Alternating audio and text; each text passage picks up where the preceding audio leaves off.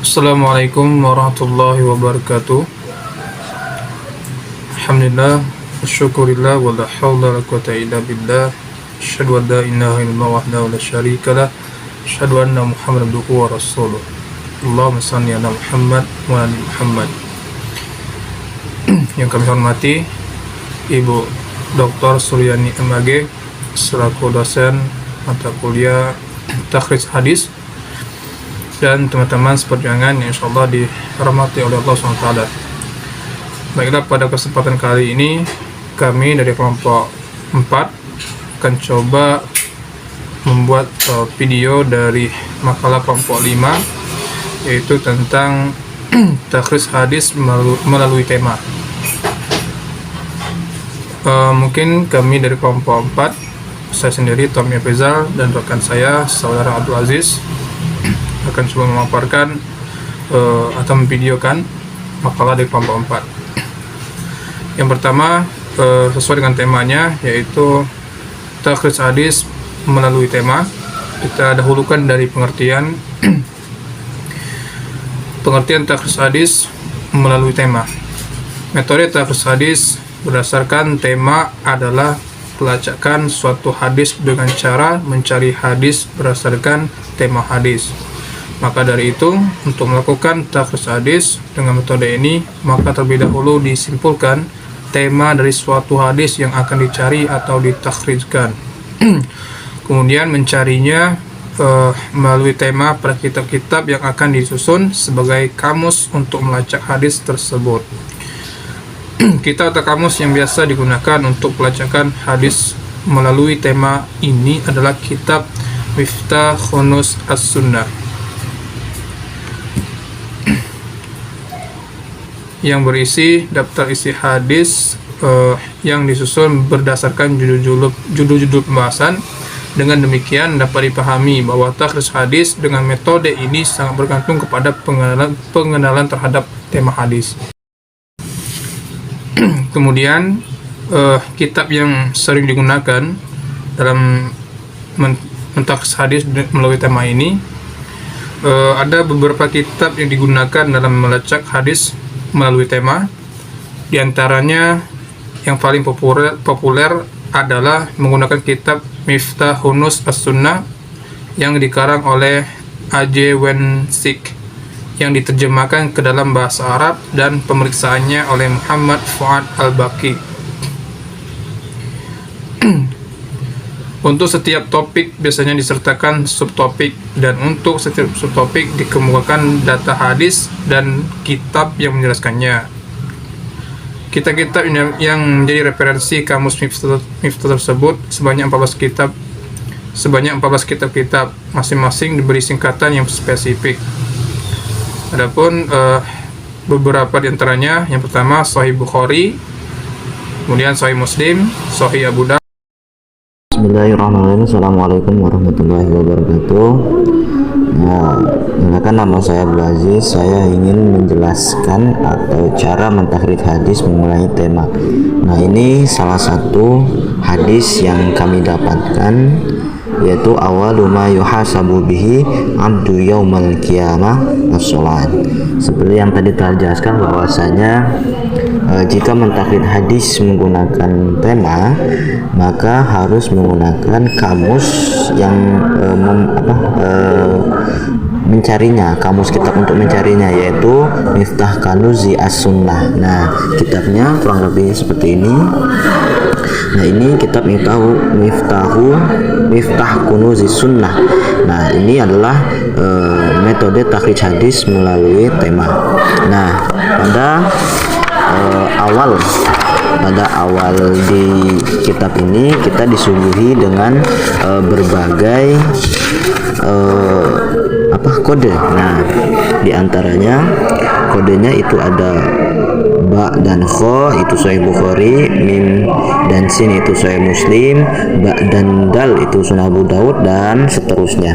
Nah, jadi di awal kitab ini kita disuguhi dengan berbagai kode-kode yang tercantum atau yang termaktub dalam kitab ini. Kemudian selanjutnya di sini juga mencantumkan dalam mencantumkan berbagai bab dari berbagai kitab sunnah, seperti dalam kitab Sahih Bukhari di sini cantumkan dari berbagai babnya, kemudian Sahih Muslim juga dicantumkan, kemudian Sunan Abu Dawud dan juga Sunan Nasa'i. Kita langsung cari saja. Tadi pada hadis yang kita maksud itu adalah tentang yang paling pertama dihisab oleh Allah di hari kiamat nanti adalah sholat. Nah, maka saya sebagai pemateri sini beranggapan bahwasanya hadis tersebut dalam konteks temanya itu berada di dalam tema sholat. Maka kita cari dalam kitab Kanduzi Sunnah ini dalam bab sholat. Nah, kurang lebihnya seperti ini. Ini di atas ya, di atas ini itu ada menjelaskan tentang surga, kemudian bab ya pertama, ada juga menjelaskan tentang halqah, kemudian ada apa itu Dajjal, kemudian Ar-Razzaq, Ru'yah, As-Sarqah, nah sampai kepada bab sholat. Nah, dalam bab sholat ini kita mencari as-sholat, berarti kitab sholat. Nah, kita perhatikan dari berbagai hadis di sini. Nah, kemudian setelah kita cari, nah ketemu awalu ma yuhasabu bihi abdu yaumal qiyamah as-sholat. Berarti dalam kitab Kanuzi As-Sunnah ini, Miftah Kanuzi As-Sunnah ini dalam temanya termasuk dalam tema bab sholat. Nah, di dalam sini awalu ma yuhasabu, nah ini sudah ketemu hadisnya ya dalam bab sholat. Nah, di sini juga ada kode-kodenya seperti tadi, ada ta dan ro, nun dan sa, mim dan ja, kemudian mim, terus mim, ada ha, mim. Nah, ini berarti merujuk kepada yang tadi, yang kode-kode di awal kitab tadi. Nah, untuk mempersingkat waktu, di sini saya menggunakan salah satu metode yaitu mim. Mim sini adalah Sunan Ad-Darimi ya. Mim di sini adalah Sunan Ad-Darimi. Kaf di sini berarti kitab kedua, dan ba di sini diartikan seperti menjadi sebuah bab yang ke-91.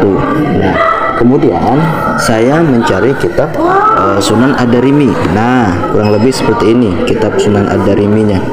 Nah, Sunan Ad-Darimi di sini karena tadi saya sudah berusaha mencari dalam jilid kedua belum ada, maka saya mengambil pada jilid yang pertama. Kemudian di sini saya mencari tentang bab sholat. Nah, bab sholat dia ada memang berarti kitab kedua, berarti ini kitab kedua ya, kitab kedua tentang mengenai sholat, yaitu halaman 174. Nah, kemudian tadi dalam kode sini adalah kitab kedua berarti sholat, berarti kitab kedua itu berarti kitab sholat. Kemudian bab 91 berarti di dalam kitab sholat ini kita cari bab yang ke-91. Nah, pada bab 90 yang ke-91 yaitu awalu ma yuhasabu abdu yaumul qiyamah, yaitu pada halaman 229. Langsung kita cari. Nah, pada awalan di dalam kitab Sunan Ad-Darimi ini kita sudah mengetahui tadi dengan kodenya tadi, yaitu kitab kedua bab 91. Nah, ini akhbarana Sulaiman bin Harib sana Hamad bin Salamah an Dawud bin Abi Hindi an Zurrati ibni Abi Aufa an Tamimi ad-Dari qala Rasulullah sallallahu alaihi wasallam inna awwalu ma yuhasabu bihi abdu as-salat. Nah, jadi dalam metode ini menggunakan Sunan Ad-Darimi pun kita sudah mendapatkan hadisnya yang kita mau. Kemudian yang kedua, saya menggunakan kitab Ahmad bin Hambal atau Hakmim. Hakmim di sini adalah Sunan Al-Musnad Ahmad bin Hambal. Nah, kemudian saya menggunakan yang ini kan ada awal, berarti artinya jilid awal, soft di sini artinya halaman. Berarti halaman 161. Nah, saya menggunakan pada jilid yang kedua halaman 29, namun saya menggunakan halaman 425. Nah, kurang lebih tampilan kitabnya seperti ini. Kitab Musnad Imam Ahmad bin Hanbal Al-Majalid Tsani. Nah, tadi halamannya ada halaman 425. Maka kita cari pada halaman 425. Nah, ini. Nah, dalam kitab Musnad Ahmad bin Hanbal ini kita cari di tengah-tengahnya. Nah, dalam ada kotak, nah kita cari dalam tengah-tengahnya mengenai hadis yang mau kita cari. Nah, ini saya sudah mengasih ciri, yaitu hadatsana Abdullah, hadatsana Abi Samil. Nah, ini. Nah, Abi Hurairah taqala lahu fa ahad hadis la'allahu yafa'u qala rahimahullah awaluna inna awwala ma yuhasabu bihi an-nas yaumal qiyamah ini sholat. Nah, dalam kitab Musnad Ahmad bin Hanbal pun ada, yaitu pada jilid kedua pada halaman 425. Nah, ini juga dan metode tahriknya juga sudah kita dapatkan hadis jika mengenai Musnad Ahmad bin Hanbal. Kemudian Musnad Ahmad bin Hanbal juga menggunakan pada Robi jilid ke-4. Nah, jilid ke-4 ini saya juga menggunakannya. Nah, kurang lebih ini jilid ke-4.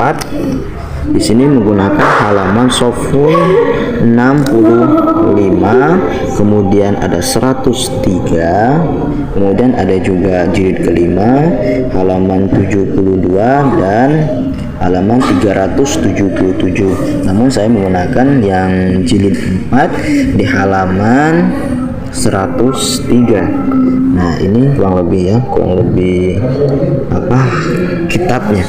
Nah, pada halaman 103 sama seperti tadi pada jilid yang kedua, kita juga cari di tengah-tengahnya dan kita mendapatkannya. Nah, hadatsana Abdullah, hadatsani Abi Sana Hasan An-Musi qala sana Muhammad bin Salamah an Azalik bin Falais an Yahya bin Umar ar-rijali man ashaban Nabi sallallahu alaihi wasallam qala Rasulullah sallallahu alaihi wasallam awwalu ma yuhasabu bihi abdu yaumal qiyamah as-shalah.